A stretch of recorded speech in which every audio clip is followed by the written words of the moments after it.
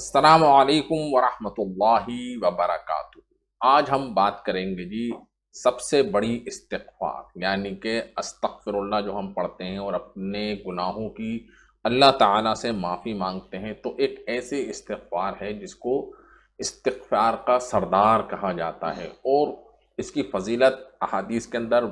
بے شمار آئی ہے، اور اس کی فضیلت اپنے آپ میں ہی جی بہت زیادہ، تبھی آپ دیکھ سکتے ہیں ساری استغفار کی یہ سردار ہے۔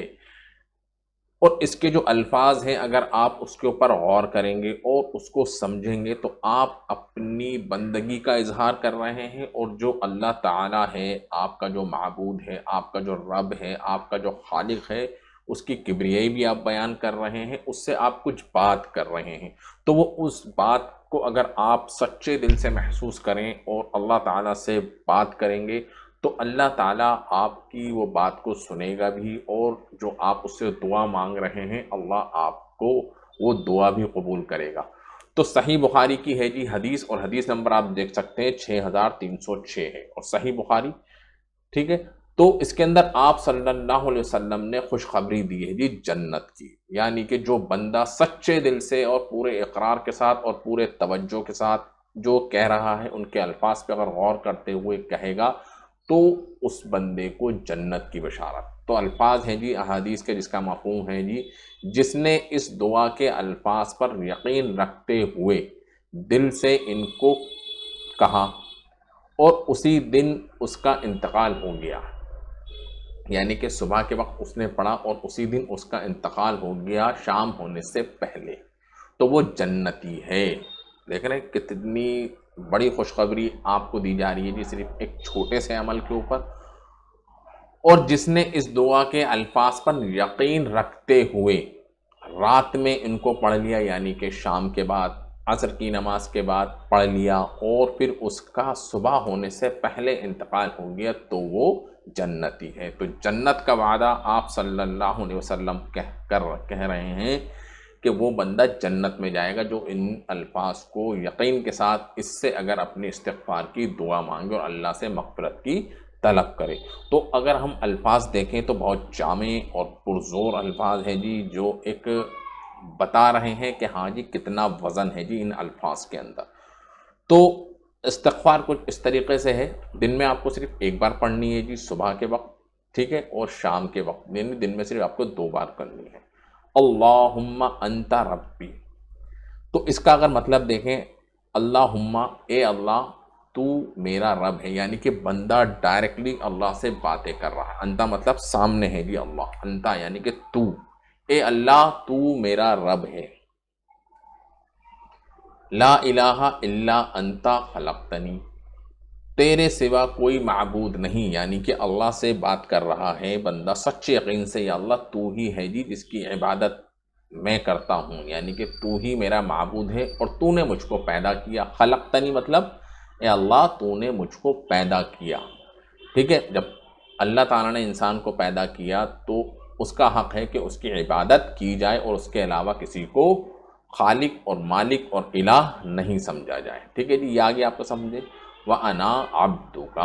اور میں تیرا بندہ ہوں، یعنی کہ اللہ سے بندہ بات کر رہا ہے اور کہہ رہا ہے یا اللہ تو میرا خالق، تو میرا رب، تو میرا معبود اور میں تیرا بندہ۔ اور جو بندہ کیا ہوتا ہے جی، اپنے خالق کا غلام ہوتا ہے، اور جو خالق جو اس سے کہتا ہے اس کو کرنا پڑتا ہے۔ اور بندہ جو ہے، یعنی کہ آپ اگر اللہ سے دعا مانگ رہے ہیں تو آپ دیکھیے دوسری لائن، وَأَنَا عَلَىٰ عَهْدِكَ وَوَعْدِكَ، یعنی کہ اور میں اپنی طاقت کے مطابق تیرے عہد و وعدے پر کاربند ہوں، یعنی کہ اللہ تعالیٰ تو نے جو مجھ سے وعدے کیے ہیں، یا تو نے جو اپنے عہد جو ہم میرے اوپر دیے ہیں جو قرآن کے ذریعے اور آپ صلی اللہ علیہ وسلم کے ذریعے میں نے معلوم کیا ہے، جس کے اوپر میرا یقین ہے، اور میں اس کو اپنی طاقت کے حساب سے پورا ان کے اوپر عمل کروں گا، یعنی کہ اللہ نے کہا ہے جی نماز پڑھنی ہے تو میں ان کو پورا کروں گا، ٹھیک ہے۔ تو اللہ کے عہد و پیمان کو ذہن میں رکھتے ہوئے بندہ اقرار کرے کہ میں پوری، کیونکہ انسان ہے غلطیاں اس سے ہو سکتی ہیں، کوشش پوری کرنی چاہیے انسان کو، باقی اللہ غفور الرحیم بھی ہے، اللہ معاف بھی کرے گا۔ اعوذ بک من شر ما صنعت، اور جو کچھ میں نے کیا اس کے شر سے میں تیری پناہ مانگتا ہوں، یعنی کہ میں نے جو اللہ تو نے مجھ سے وعدے کیے ہیں یا عہد مجھ سے لیا ہے یا میں نے تجھ سے وعدہ لیا ہے، اگر اس کے اندر مجھ سے کوئی غلطی بھی ہو جائے تو میں پناہ مانگتا ہوں جی تیری پناہ مانگتا ہوں جی اپنے شر سے، یعنی کہ ان گناہوں سے جو مجھ سے ہو گئے ہیں۔ من شر ما صنعت آبوء لک بنعمتک علیہ، مجھے اپنے اوپر تیری نعمت کا اقرار ہے اور میں یہ بھی تسلیم کرتا ہوں کہ یا اللہ تو نے بہت بے شمار نیکیاں میرے اوپر کی ہیں اور نعمتیں آپ کی میرے اوپر بہت زیادہ ہیں، میں اس کا بھی اقرار کرتا ہوں۔ آبوء لک بنعمتک علیہ و ابوء بذنبی، اور مجھے اپنے گناہوں کا بھی اقرار ہے، یعنی کہ اللہ تعالیٰ تیری رحمت تو ہے لیکن میں گنہگار بھی ہوں اور مجھ سے گناہ بھی ہوئے ہیں، لیکن میں ان گناہوں کو تسلیم بھی کرتا ہوں۔ فاغفر لی،